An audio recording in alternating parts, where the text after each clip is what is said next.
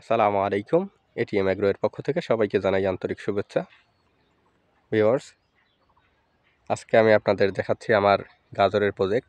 এখানে আমি ৩২% গাজরের বীজ রোপণ করেছি ৩২% জমিতে।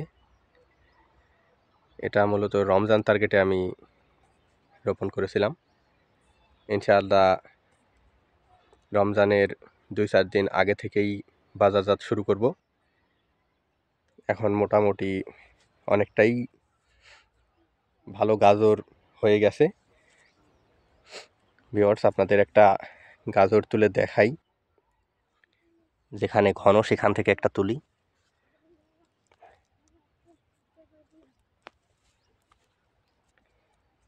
দেখেন, এটা হচ্ছে রোপণ করেছি ডিসেম্বরের ২ তারিখে।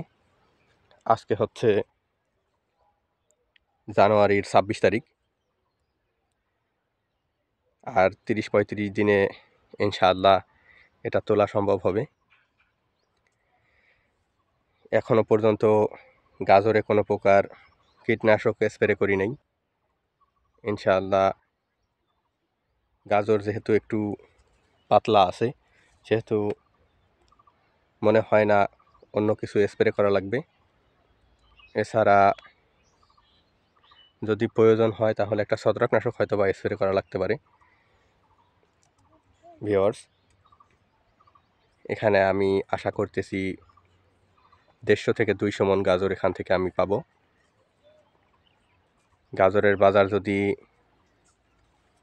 ৫০০ টাকা মণও হয়, তাহলেও এখানে প্রায় ৮০ থেকে ১ লক্ষ টাকার গাজর বিক্রি হবে। এখানে আমি খরচ করেছি ২০ থেকে ২২ হাজার টাকার মতো। ভিউয়ার্স, গাজর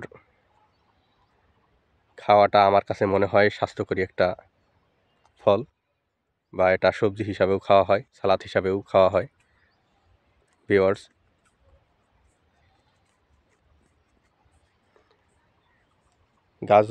গাজরই একমাত্র ফসল আমার কাছে মনে হয় যেটাতে কোনো প্রকার কীটনাশকের প্রয়োজন হয় না। এছাড়া অন্যান্য আমরা যে কোনো ফসলই করে থাকি না কেন, সেগুলোতে প্রচুর পরিমাণে স্প্রে করতে হয়। ভিউয়ার্স, আমার সামনে দেখেন একজন বিষ স্প্রে করতেছে, মানে তামাকে বিষ স্প্রে করতেছে। তামাকও একটা বিষ, তাতেও আবার বিষ স্প্রে করা লাগতেছে। এটাতে প্রায় ১ সপ্তাহ ১০ দিনে একবার করে তামাকে বিষ স্প্রে করা লাগে।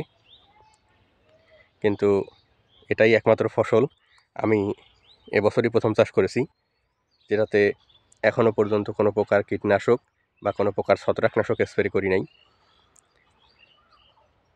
আমার কাছে এখন মনে হয় যে বাজারে যত সবজি পাওয়া যায় বা সালাদ হিসাবে যেসব খাবার পাওয়া যায়, শসা বলেন বা অন্যান্য যেগুলাই বলেন, সেগুলাতে বিষ ব্যবহার করা হয় এবং অধিক পরিমাণে বিষ ব্যবহার করা হয়। একমাত্র গাজরেই কোনো প্রকার বিষ স্প্রে করা হয় না। ভিউয়ার্স, দেখেন, সাথে আমার ছেলেও কাজ করতেছে, আমি কাজ করতেছি, আমার ছেলে আমার কাজে সহযোগিতা করতেছে। ইনশাআল্লাহ ভবিষ্যতে ভালো কিছু হবে। আপনারা সবাই ওর জন্য দোয়া করবেন।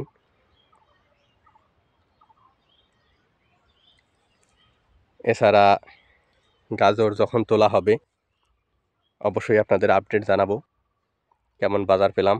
রমজানের শুরুতে যেহেতু তুলব, সেহেতু রমজানের শুরুতে যেহেতু শসা বা অন্যান্য সালাদ জাতীয় যেসব জিনিস আছে এগুলোর দাম ভালো থাকে, তো সেক্ষেত্রে আমি মনে করি গাজরের দামও ভালো থাকবে। আর রমজানের শুরুতে যে কোনো সবজি সব কিছুরই দাম থাকে, তো সেই হিসাবে আমার কাছে মনে হয় যে গাজরে ভালো একটা টাকা পাওয়া যাবে। আপনারা সবাই আমার জন্য দোয়া করবেন যেন ভালো কিছু এখান থেকে পাই। আজ এ পর্যন্তই। আসসালামু আলাইকুম।